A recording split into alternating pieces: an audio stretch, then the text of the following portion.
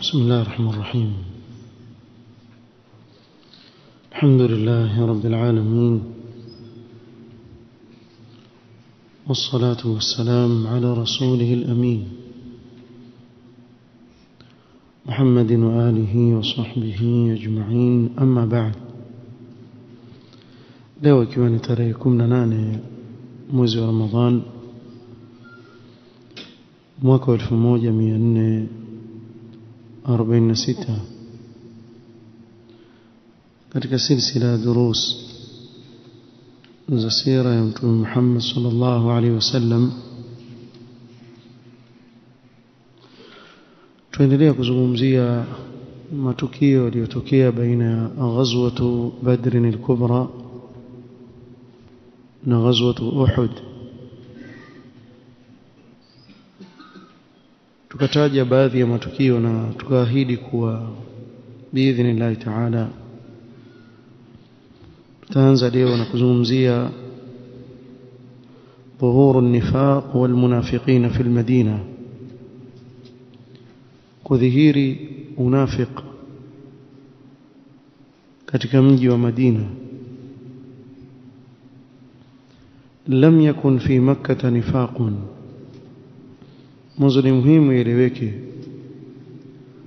katika mji wa Makkah alipokuwa Mtume sallallahu alaihi wasallam yuko Makkah kabla ya kufanya hijra, hakukuwepo kitu kinachoitwa nifaq, hakukuwa na munafiq, لأن المسلمين كانوا ضعافا. na hii ni kwa sababu katika mji wa Makkah waislamu walikuwa ni madhaifu. Kwa hiyo hakuna haja ya kudhihirisha Uislamu na kuficha kufuru katika moyo kwa watu ambao ni madhaifu. Bimaana kana kullu man yadkhulu fi al-islam yata'arradu lil-khatar wad-darar, alikuwa kila anaingia katika Uislamu basi humfikia yeye madhara, yuko katika hatari. fala yadkhulu fihi illa man sadaqa azmuhu, ikawa haingii katika Uislamu isipokuwa yule aliyekuwa mkweli peke yake. wa qawiya imanuhu, ikawa imani yake ina nguvu, huyo peke yake atabakia Muislamu. Ni kama sasa hivi useme mtu kuwa mtu wa sunna akasimama katika sunna,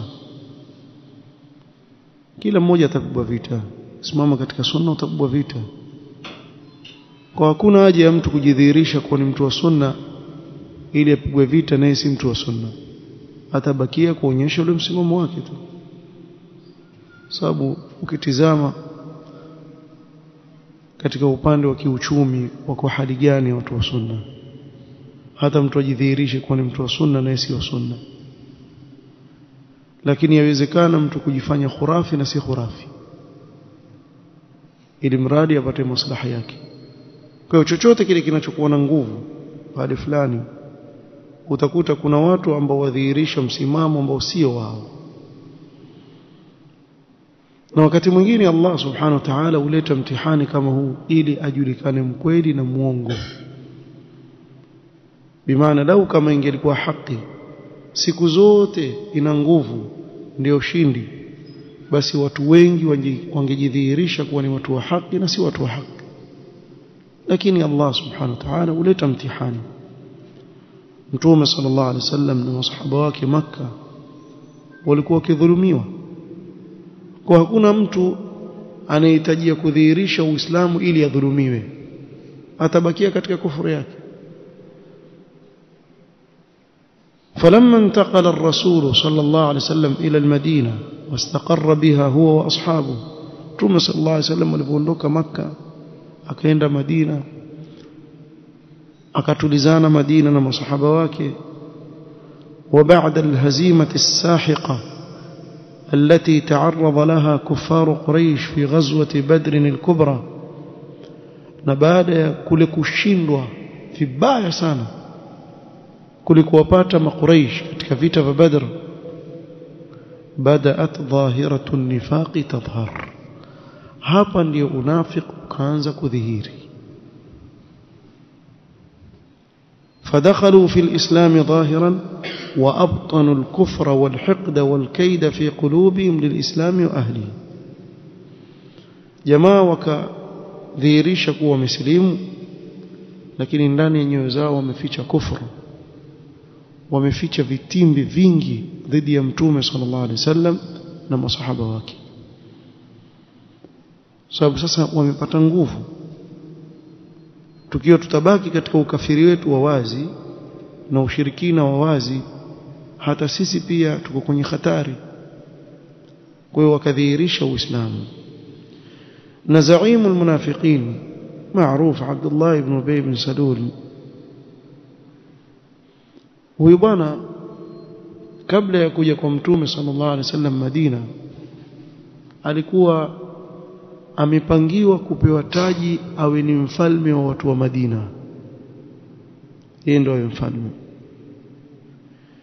Lakini kuja kwa mtume sallallahu alaihi wasallam ikawa ile mipango yake yote imeharibika. Watu wakumshughulikia yeye tena. Watu wakawaelekea kwa nani? Kwa mtume sallallahu alaihi wasallam. Kwa hivyo kuna jambo amelikosa ambalo yeye alikuwa yalitaka sana. Hili jambo likamfanya abebe chuki mbaya sana dhidi ya mtume sallallahu alaihi wasallam. Al-Imam al-Bukhari rahimahullah ta'ala apokea hili tukio kutoka kwa sahaba Usama ibn Zaid radhiyallahu anhu قال فلما غزا رسول الله صلى الله عليه وسلم بدرا فقتل الله به صناديد كفار قريش. mtume صلى الله عليه وسلم alipopigana katika vita vya Badr, Allah subhanahu wa ta'ala akawaua na kuangamiza kupitia kwa mtume wake sallallahu alaihi wasallam mabwana wakubwa katika makuraish. Qala ibn Ubay ibn Salul, Abdullah ibn Ubay ibn Salul akasema, wa ma'ahu min al-mushrikin abadat al-awthan, na wale waliokuwa pamoja na yeye katika washirikina waabudu wa masanamu, hadha amrun qad tawajjaha, jamani jambo la huyu bwana lishaelekea, wamepata nguvu. Fabai'u rasulallahi ala alislam, basi mpeni bai'a, msilimu kwa dhahira. Fa aslamu, wakaja wakasilimu. Allah subhanahu wa ta'ala akiwazungumzia asema, innal munafiqina yukhadi'una Allah wa huwa khadi'uhum. Hao wanafiq wanachokiona kuwa eti kwa kile kitendo wanachokifanya wamfanyia hadaa Allah, lakini Allah ndiye anayewafanyia wao hadaa. Wa idha qamu ila salati qamu kusala, na wanaposimama kwa ajili ya kutekeleza ibada ya sala usimama kiuvivu vivu. Yurauna an-nasa wa la yadhkuruna Allah illa qalila, wao wajionyesha tu kwa watu na wala hawamtaji Allah isipokuwa kwa uchache. Muone hizi sifa zinazotajwa, ukijiona uko nazo hatari sana. Bimaana ukiwa mvivu katika swala, ikiwa ni mchache wa kumtaja Allah subhanahu wa ta'ala, hizi ni katika sifa za wanafiki. Mudhabdhabina baina dhalika, ni watu mudhabdhabin. Hata Kiswahili pia tumdhabdhabina. Mudhabdhabin ni mtu ambaye hayuko na hawa wala yuko na watizama tu, la ilaha ulai wala ilaha ula. Kwa makafiri hayuko kamili kamili, na kwa waumini hayuko kamili kamili. Amesimama katikati ya kamba, angoja kuangalia uzito na ushindi uko wapi. Wakishinda waumini, niko na nyinyi. Wakishinda makafiri, mimi niko na nyinyi. Yuko mudhabdhabina baina dhali. Kwa wakazuka hawa watu wanaoitwa wanafiki katika zama hizi za baina ya vita vya Badr na Uhud.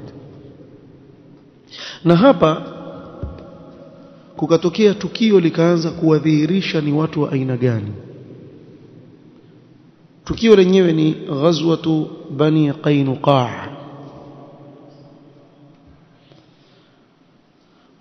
Banu Qainuqa ni kabila katika makabila ya Mayahudi, na Mayahudi walikuwa wakiishi Madina wakati wa Mtume sallallahu alaihi wasallam, na kabla ya Mtume sallallahu alaihi wasallam kuja hijra. mayahudi walikuwa Madina. Ghazwatu Bani Qainuqa ni vita vilivyopiganwa katika siku ya Jumamosi katikati ya Shawwal mwaka huu wa pili Hijria. Vita vya Badr vimepiganwa Ramadhani, Shawwal vikapiganwa Ghazwatu Bani Qainuqa. Kana Banu Qainuqa min ashja'i al-yahud, ili kabila la Banu Qainuqa walikuwa ndio wanaohesabika kuwa ni mashujaa katika Mayahudi.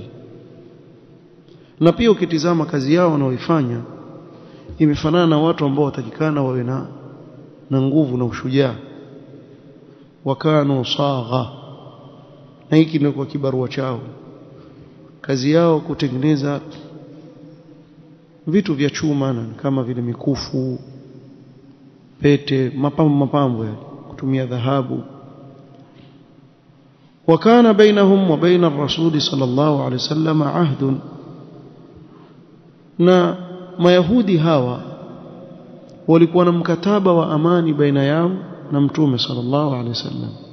Kulikuwa na mkataba, sababu tulitaja huko nyuma kuwa mtume sallallahu alaihi wasallam alipofika Madina aliweka mkataba na wale anaokaa na wao pale Madina, kuanzia waislamu waliomfuata na mayahudi na washirikina.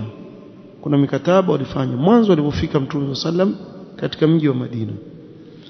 Kwa hiyo hao mayahudi walikuwa na mkataba na mtume sallallahu alaihi wasallam. Falamma kanat waqa'atu badr, vilivotokea vita vya Badr, adhharu al-baghy wal-hasad, mayahudi walimhusudu sana mtume sallallahu alaihi wasallam. Kwa nini ameshinda katika vita vya Badr?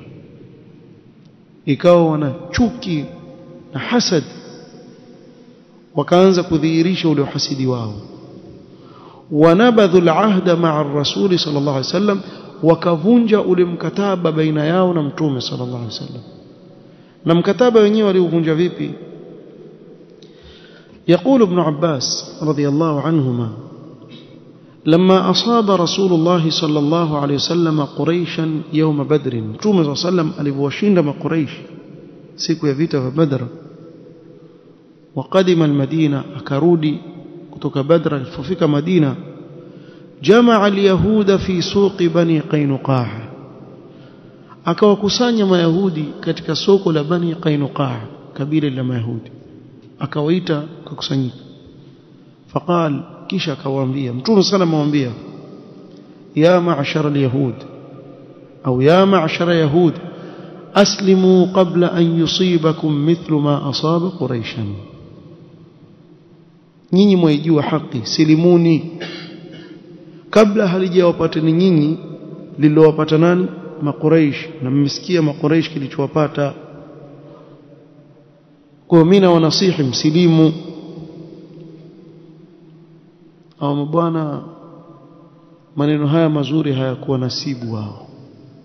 Faqalu ya Muhammad, wakamjibu mbele yake, ewe Muhammad, لا يغرنك من نفسك أنك قتلت نفرا من قريش كانوا أغمارا لا يعرفون القتال. usighurike na kikundi kidogo cha makuraish ulokwenda ukawatandika kule watu ambao hawana experience ya vita, ukajiona shujaa wewe na masahaba wako, mkajiona mmeshinda, kumbe mmepigana watu ambao hawajui vita. innaka law qataltana la'arafta anna nahnu an-nas, jaribu tu, pigana na sisi utajua sisi ni nani. Wakamtupia vitisho mtume sallam mbele yake, wa annaka lam talqa mithlana, wewe hujawahi kukutana na watu kama sisi katika ushujaa na vita. Allah subhanahu wa ta'ala kateremsha aya, qul lil ladhina kafaru satughlabuna wa tuhsharuna ila jahannam wa bi'sal mihad, waambie hao waliokufuru mtashindwa kisha mtakusanywa nyote ndani ya moto wa jahannam, makazi mabaya aliyoje mtu kukaa ndani ya moto wa jahannam. kisha akatoa mfano qad kana lakum ayatun fi fi'atayn iltaqata fi'atun tuqatilu fi sabilillahi wa ukhra kafiratun yarawnahum mithlihim ra'y al-'ayn wallahu yu'ayyidu bi nasrihi man yasha inna fi dhalika la'ibratan li ulil absar. zile aya za suratu Ali Imran. jawabu walilitoa Banu Qainuqa kwa Mtume sallallahu alayhi wasallam huwa al-i'lanu as-safiru bil harbi, ilikuwa ni tangazo la wazi la vita dhidi ya Mtume sallallahu alayhi wasallam. وزاد يهود بني قينقاع جرأة فقلما لبثوا أن أثاروا في المدينة قلقا واضطرابا. na kama ilivyotabia mayahudi, na hili ni jambo ambalo atakana kila muislamu alizingatie, tabia yao hawapatikani mahali popote isipokuwa wataleta za'za'atul amn, hakutakuwa na amani, wataleta fujo katika ile sehemu. Allah subhanahu wa ta'ala akiwazungumzia mayahudi katika sifa zao, wayas'auna fil ardi fasada, katika kazi yao wanaoifanya ni kueneza uharibifu katika ardhi. na kwa kuwa ni watu wa aina hiyo, wakati waislamu hawana nguvu, wafahamu kuwa hakuna watu ambao ni maadui kwao kama mayahudi. la tajidanna ashadda an-nasi adawatan lilladhina amanu al-yahud, katika namba moja kabisa Allah aliyotaja, utawapata watu wanaowachukia zaidi waumini. namba moja kabisa nani? al-yahud, wa kwanza mayahudi. Kwa siku yoyote wakiwa na nguvu juu ya waumini, wewe jua hawatakuwa na huruma na wao. Kwa hiyo kwa mfano umepita mahali wewe ukamwona mbwa ana kichaa, kisha wewe mwenyewe una kijiti, si gongo, una kijiti, basi usipite pale ukaanza kumchokora, sababu ile mbwa mwenye kichaa atakugeukia, kisha wewe huna silaha ya kuweza kujihami. Kwa achana naye, nenda zako. Lakini pale za kumuumiza mtu, siku nyingine ukija na gongo, una gongo lako zuri lile, sasa pale hata usimchokore, piga la kichwa mwanzo. Ukianza piga nalo la kichwa, umulie mbali pale pale asikuumize. Lakini una kijiti, sijui mwanielewa ninachokizungumza. Jana tu pekee yake kumeuawa watu Gaza zaidi ya 400 jana pekee yake, siku moja. Hivi nyinyi muona damu ya Muislamu kumwagwa ni sahali tu hii? Ya mwagwa tu, hakuna chochote tufanye. Sababu kuna watu katika sisi ndio wawapa sababu ya kufanya hivyo. Kwa nini? Kwa nini huna nguvu wewe uende ukachokorea watu, alafu wewe wajua mahali pa kujificha? Watu ambao hawahusiki maskini na chochote ndio enda kumalizwa. Kwa nini? Alafu sisi tuna hamasa.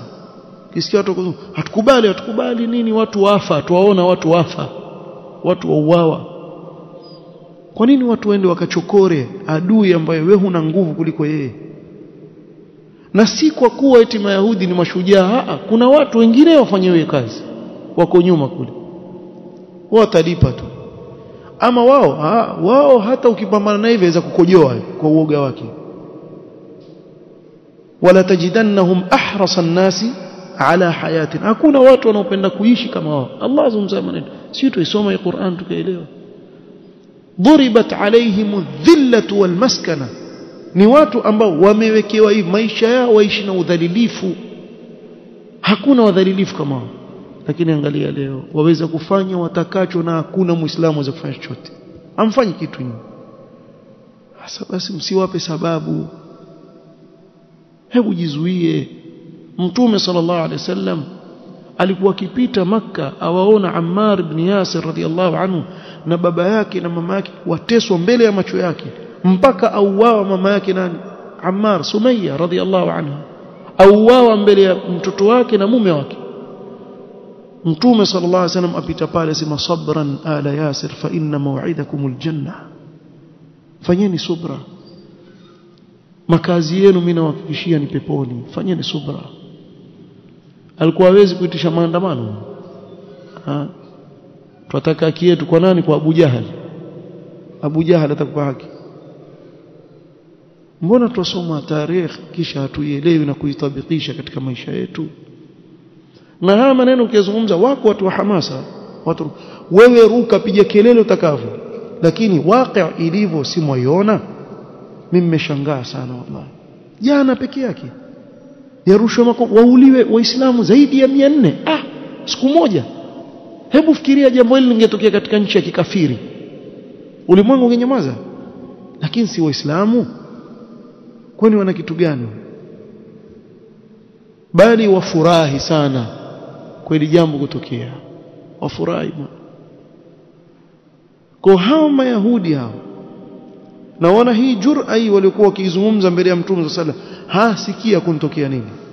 Katika uovu waliokuwa nao ni kuwa katika mujtama ule wa Madina hawafurahi kuwaona watu wamekaa salama, wamwabudu Mola wao, wamekaa na amani. Hili lilikuwa haliwafurahishi Mayahudi. Vita vimeendelea baina ya Aus na Khazraj miaka mingi sana, nyuma yake wako Mayahudi. Wengine wamefanya urafiki na Aus, wengine wamefanya urafiki na Khazraj. Kazi yao wao ni kutia fitina tu baina yao, wao wapigana tu. Sasa amekuja mtu ambaye amemfanya Aus na Khazraj hawaoni tofauti yoyote baina yao, ndugu kabisa. Fa asbahtum bi ni'matihi ikhwana, ikawa kile kinachoa jina ambalo julikana nalo nani? Ansar. Hakuna Aus, hakuna cha Khazraj, washakuwa kitu kimoja. Sasa kuna mengi ambao walikuwa wakiyafanya hayafanyiki tena kwa kuja huyu bwana, yani Rasulullah sallallahu alaihi wasallam. Kulitokea tukio walilofanya kusudi Mayahudi wa Banu Qainuqa. Anna imra'atan min al-arab qadimat bijalabin laha, wataja katika tarikh kuwa kuna mwanamke wa Kiarabu wa Madina akaja na biashara yake katika soko la Bani Qainuqa kuuza bidhaa zake. Faba'athu fi suqi Bani Qainuqa, akauza biashara yake katika ile soko la Bani Qainuqa. Wajalasat ila sa'igh, kisha akakaa kwenye duka la mmoja wao katika wale wanaotengeneza zile dhahabu nini kati pale nje. Faja'alu yuridunaha ala kashfi wajhiha faabat, kaja Mayahudi pale wakaanza kumchokoza yule mwanamke afungue uso wake, akakataa yule mwanamke. Fa'amada as-sa'ighu ila tarafi thawbiha, sasa yule mwenye duka si amekaa pale nje kwa nyuma, akiwa yule mwanamke ajui, akashika ile nguo yake akaifunga. Fa'aqadahu ila dhahriha, kisha kaiemua akaifunga kwa maungo yake. Wa hiya ghafila, na maskini yule mama hajui, amemnyanyulia nguo yake, yeye hajui amekaa. Falamma qamat inkashafat auratuha, maskini yule mwanamke akinyanyuka hivi ikaonekana aura yake. Fadhahiku biha, wakaanza kumcheka, sio mkataa kufungua uso, nguo nzima imenyanyuka. Fasahat, yule mama akapiga ukelele kwa ghera ya baadhi ya waislamu walikuwa pale. Fawathaba rajulun min almuslimina ala as-sa'ighi faqatalahu, yule muislamu alikuwa pale karibu, kwa ile hasira yule mwanamke alipopiga ukelele, nani alifanya hivyo? Huyo akammaliza hapo hapo, akamua hapo hapo. Watu walikuwa na ghera. Leo hata usifanye kitu, atatoka mwenyewe bila kujistiri, hata usifanye ghera, hata usiwe na wasiwasi. Atatoka mtoto wa kike wa Kiislamu anjipamba, pengine anamwacha mume wake nyumbani, yeye mwenyewe atatoka, atavaa nguo impasuka sijui vipi, ataonyesha mapaja, ataonyesha kila kitu. Yani hakuna ghera, inkufa kwa baadhi ya watu, nasallallahu alaihi wasallam. Huyu bwana akamuua yule Myahudi pale pale. Wakana as-sa'ighu yahudiyan, na yule bwana mwenye duka pale ile kutengeza hizo dhahabu alikuwa Myahudi. Fashaddat al-yahudu ala al-muslimina faqataluhu, wakamuingilia wale Mayahudi yule Muislamu wakamuua, yule aliyeua wakamuua.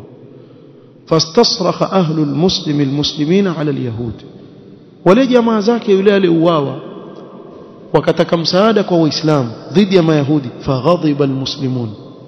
haya alianzisha ibala nani? hawa almaghduba alayhim. kila mahali wanapokwenda waleta balaa, ni watu waovu kulikweli. Yana waambie ni kitu kimoja, kingelikuwa ulimwenguni hawako hao tungestarehe sote, lakini kila balaa ukiangalia ulimwenguni nyuma yake utamkuta mmoja wao ankaa pale na kofia hapa yuko hivi, kofia huko juu. Kokote nenda katafute balaa kokote lilotokea, ukiangalia mwisho wa kwisha utampata mmoja amekaa pale. Ni watu waleta ufisadi katika ardhi. فوقع الشر بينهم وبين بني قينقاع. ndio balaa likatokea baina ya waislamu na bani قينقاع. فلما راى رسول الله صلى الله عليه وسلم ان يهود بني قينقاع نقضوا العهد والميثاق, mtume sallam alipoona hawa mayahudi wa bani قينقاع wamevunja ahadi na mkataba baina yake na wao, watawassau fi istifzazihim, kisha wakazidi katika kuwachokora waislamu mpaka kumfanyia huyu mwanamke namna hii, yakatokea kutokea sara ilaihim, akaunda jeshi wakaenda kwao, twendeni. واستخلف على المدينة أبا لبابة بشير بن عبد المنذر رضي الله عنه, akamwacha sahaba Madina kama amir yakatoka. ودفع اللواء إلى حمزة بن عبد المطلب رضي الله عنه وكان لواء أبيض, kisha bendera ya vita akapewa Hamza radhiyallahu anhu, ammi yake mtume sallallahu alaihi wasallam. si walisema kuna mashujaa kama sisi mwanzo? mimi nawaambieni wallahi, waislamu wangelikuwa wamesimama katika uislamu wao kisawa sawa, ule aliokuwa na mtume sana na masahaba, hawajawahi waislamu kushindwa katika uwanja wa vita na mayahudi kabisa. mwanzo lini? hawawezi, hao ni waoga. Lakini kila tukiwacha dini yetu na tutakosa nusra ya Allah subhanahu wa ta'ala, tutakosa nusra ya Allah. Na kukiwa na watu wajinga baina yetu, wao ndio wanaofanya balaa zote hizo. Ndio haya masaibu tunayoona leo. Mtume sallallahu alaihi wasallam atoka elekea kwao, walivyosikia hivyo, falamma ra'au almuslimin tahassanu fi husunihim, wakakimbia wakaenda katika ngome zao wakajificha. Wako wapi wale mashujaa kupambana? Jamaa wamekimbia wakafunga milango, na walikuwa na ngome kubwa wamezijenga. فحاصرهم رسول الله صلى الله عليه وسلم أشد الحصار. Mtume sallam akawazunguka, wakawa katika siege sasa, hawatoki, wako ndani kule. ودام الحصار 15 ليلة إلى هلال ذي القعدة. ile hisari kabakia wamezungukwa pale, wamezuiwa mpaka wiki mbili zikapita, siku 15, mpaka mwezi wa Dhil Qa'da ukaonekana. حتى قذف الله الرعب في قلوبهم, mpaka Allah akatia hofu katika nyoyo zao. fanazalu ala hukmi ar-rasul sallallahu alaihi wasallam, wakashuka katika hukumu ya mtume sallallahu alaihi wasallam. فأمر بهم رسول الله صلى الله عليه وسلم فكتفوا. na ilikuwa jazaa yoyote anayevunja ahadi, jazaa yake hata katika Taurat ni kuwa wale wapiganaji watauawa, na wake zao na watoto wao wachukuliwa mateka, wao watumwa, kwa wakafungwa wote wale, wakafungwa nyuma hivi. Na hapa ndio kama nilivyowatajia, wakati mwingine mweza kuwa mmekaa na watu, kumbe wale mnaokaa na wao ndio maadui zenu, wako mle ndani. Kwa hivyo hapa kukaanza kudhihiri ule unafiki sasa. Tayari hawa mabwana washakamatwa. فحينئذ قام عبد الله بن أبي بن سلول لعنه الله بدوره النفاقي. عبد الله بن أبي بن سلول akaanza kucheza roli yake, pati yake ya unafiki kaanza hapa. فألح على رسول الله صلى الله عليه وسلم أن يعفو عنهم. akaja katika sura ya mtu anayetaka khairi, kwa Mtume sallallahu wasamee basi, ni watu wetu hawa wa zamani, wape msamaha. Faqala ya Muhammad ahsin fi mawaliya. وكان بنو قينقاع حلفاء الخزرج. wakati wa jahiliya ilikuwa Banu Qainuqa wako pamoja na Khazraj. Ibn Salul yani katika Khazraj. Kwa hivyo hawa ni jamaa zetu bwana wa zamani, wewe wasamehe. Faabta alayhi Rasulullah sallallahu alayhi wasallam. Mtume sallam hakumjibu, kachelewa kumjibu. Akaja tena, ya Muhammad ahsin fi mawaliya. Fa'arada anhu Rasul sallallahu alayhi wasallam. Mtume sallam akampuuza. Hawa kusamehewa kwa kile alichokifanya. فأدخل ابن سلول يده في جيب درع رسول الله صلى الله عليه وسلم. جيب ni sehemu ya shingo.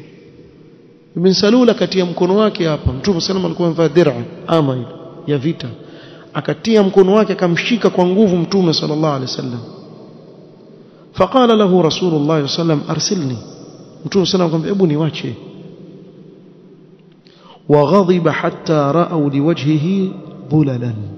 Mtume sallam akakasirika, na alikuwa sura yake Mtume sallam daima inatabasamu, yani ukimwangalia uso wake wang'ara, lakini akikasirika uso wake wageuka vibaya sana, mpaka watu wakaona kule kubadilika kwa uso wa Mtume sallam kwa hasira kwa kile alichokifanya nani Ibn Salul. Thumma qala wayhak arsilni, yani amwambia ole wako niwache.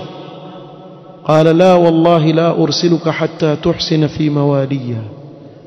والله sikuache mpaka uwafanyie wema jamaa zangu wao. Na kweli alikuwa jamaa zake, huyu munafiki. Na siku zote katika mujtamaa wa Kiislamu wanaoharibu ni watu hawa, na wako kila mahali wako kila mahali. Sitaki kuzungumza kwa undani sana, kuna wengine labda hawatanielewa, lakini kukiwepo na watu hawa haiwezekani waumini kupata nusra, ni ngumu sana. Yani nyinyi mweza kukaa hivi mwapanga mpango, serikali ya Kiislamu imeamua kuwa tufanye jambo fulani, hamjatoka kwenye kile kikao, habari zote ziko nje, si muelewa?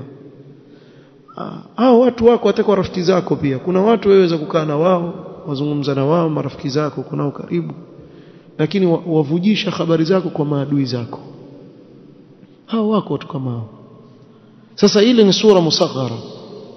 Kuna watu ambao wafanya hivi kwa sababu ya maslahi ya kidunia yao, kuwaumiza waumini. Huyu bwana alivomshikilia Mtume sallam akamwambia 400 hasirin wa 300 dari'in qad mana'uni min al-ahmar wal-aswad. Tangu wakati huo kabla wewe hujaja, watu 400 walikuwa hawana silaha yoyote katika hao Banu Qainuqa, na watu 300 ngapi hao 700 wamesimama pamoja na mimi kunihami hapa Madina kutokamana na kila adui anayekuja. Tahsuduhum fi ghadatin wahida, wewe wataka kuwamaliza wote kwa siku moja, maana kisi hukumu yao wakati vichwa, wataka kuua watu 700 wangu kwa siku moja tu. Inni wallahi mru'un akhsha ad-dawa'ir, mimi ni mtu bwana naogopea nisije nikageukiwa na nini na maadui wakaja wakatumaliza kwa ajili yako wewe. Faqala Rasulullah sallallahu alaihi wasallam, Mtume sallam kwa hasira akamwangalia akamwambia hum lak, خلاص nishakupa, wachukue wewe utakavyo wewe wafanye, utakuwasamehe wasamehe basi. Lakini kitu kimoja, amara Rasulullah sallallahu alaihi wasallam an yujlu min almadinati bidhararihim wa nisaihim.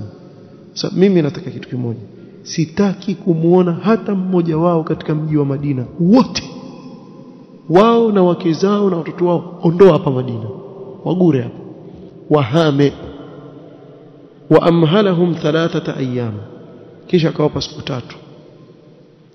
ووكل بإخراجهم منها عبادة بن الصامت رضي الله عنه, kisha akamwakilisha msimamizi wa kuhama kwao sahaba Ubadah ibn Samit radiyallahu anhu. Wama adraka man huwa Ubadah, hebu chukua muda nenda kamsome nani Ubadah ibn Samit, utajua kwa nini ampewa habari hizi. Na tushawahi kumzungumza hapa kwa kifupi. Lakini Ubadah ibn Samit huyu sahaba alikuwa ni mrefu sana, kisha ana nguvu, kisha alikuwa mweusi, kisha akizungumza yuatisha, sauti yake yatisha sana, mpaka mmoja katika wafalme wa Roma walipopelekwa kupeleka barua akapelekwa yeye. Yani walikuwa wakituma barua wakiwachagua wale masahaba wakubwa wale ndio wapeleka barua, ili wale maadui waogope, waone watu wote wako hivi, sura zao ziko hivi. Kwa nyinyi mnadili katika vita na watu hawa, ukimwangalia mtu yuenda juu hivyo mtizama mpaka juu, wajua yatisha, haiba. Yule mfalme alijiliwa na watu 12, barua inayopelekwa na al-Amalika al-12. Walichagua wale majiant katika masahaba 12 wapeleke barua kwa mfalme wa Roma kabla ya vita. Walipofika pale, waliposimama tu, yule mfalme akawaangalia akasema azungumze yote, lakini si huyu sitaki aseme huyu, manake amuogopa. Kwa mmoja nani huyo ndio Ubadah ibn Samit. Wale wote akamwambia, na huyu ndio mzungumzaji wetu katika sisi, anaizungumza yeye. Kwa huyu ndio amechaguliwa. Wale Mayahudi wasikae siku 3, washaondoka hapa, nenda kasimamie. فأخذهم عبادة رضي الله عنه بالرحيل والإجلال وطلبوا التنفس. ikawa ile sahaba yuko pale, haya bebeni virago ondokeni hapa. Wakamuomba awape nafasi bado awaongezee muda. فقال لهم عبادة, huyu sahaba Ubada akamwambia, wala sa'ata min nahar, wacha mimi kuongezea hata jisali moja katika mchana, mimi si wapi, siongezei chochote. Lakum 3 la azidukum alaiha, muna siku 3, wallahi siwazidishi zaidi ya siku 3. Hadha amru rasulillah sallallahu alaihi wasallam, hii ni amri ya mtume sallallahu alaihi wasallam. Kisha akamwambia, walau kuntu ana ma nafastukum, tena mna bahati ya muonea huruma, wallahi ningelikuwa ni mimi nisingewapata nafasi kidogo. Hizo siku 3 mmepewa nyingi sana, mimi ningezipunguza pia, navyochukia nyinyi. falamma madat 3 kharaja fi atharihim hatta salaku ila ash-Sham. Zilipopita siku 3, Ubada akiwendo kiongozi wa wale waliosimamia lile jambo akasimama nyuma yao wakiwa watoka Madina na yeye yuwafuata, akahakikisha kuwa wametoka nje ya mji wa Madina, wao, wanaume, wake zao, watoto, bara huko, silete fitna zenu hapa. Haya, paka kafika huko mbele kabisa, akahakikisha hawa washaondoka, ndio akarudi radhiallahu anhu arda. katika Bukhari na Muslim hadithi ibn Umar radhiallahu anhuma قال إن يهود بني النضير وقريظة حاربوا رسول الله صلى الله عليه وسلم فأجلى رسول الله صلى الله عليه وسلم بني النضير وأقر قريظة ومن عليهم حتى حاربت قريظة بعد ذلك فقتل رجالهم وقسم نساءهم وأولادهم وأموالهم بين المسلمين. وأجلى رسول الله صلى الله عليه وسلم يهود المدينة كلهم بني قينقاع وهم قوم عبد الله بن سلام ويهود بني حارثة وكل يهودي كان بالمدينة. kiufupi mengine tutakuja kueleza mbele huko kina Banu an-Nadhir na Bani Quraidha na namna walivyotolewa na Mtume sallam na yale yaliyojiri baina yao na Mtume sallallahu alaihi wasallam. Lakini Mtume sallallahu alaihi wasallam hakufariki isipokuwa alihakikisha Mayahudi wote ameondoa katika mji wa Madina, hakukubakia Mayahudi, wote aliondoa. Na wa kwanza kabisa walioanza njia hiyo ni Bani Qainuqa,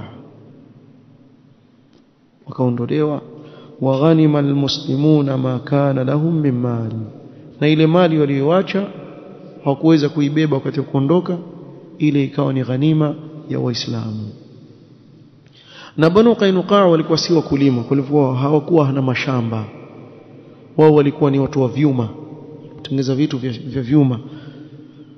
Kwa hivyo wakapata silaha nyingi sana, zikazidi kutia nguvu katika serikali ndogo ya Kiislamu iliyokuwa ndio yaanza chini ya mtume sallallahu alayhi wasallam. Kwa hili ni tukio la kwanza la mapambano baina ya mtume sallallahu alayhi wasallam na hao mayahudi baada tu ya vita vya Badr. Baada ya hapo kukatokea tukio lingine linalojulikana kama ghazwatu as-Sawiq. Ghazwatu as-Sawiq, Sawiq ni unga ule.